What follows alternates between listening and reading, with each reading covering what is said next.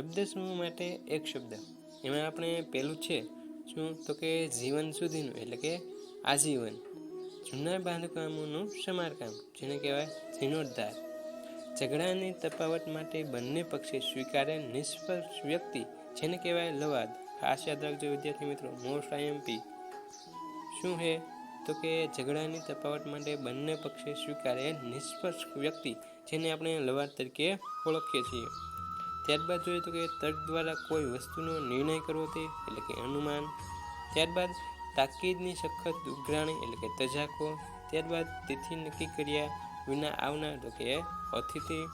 ત્યારબાદ દર વર્ષે અપાતી રકમ એને કહેવાય વાર્ષિકી અથવા સલિયાનું. આ ખાસ યાદ રાખજો, આ IMP છે. શું છે તો કે દર વર્ષે અપાતી રકમ જેને વાર્ષિકી અથવા સલિયાનું એવા નામથી ઓળખવામાં આવે છે. ત્યારબાદ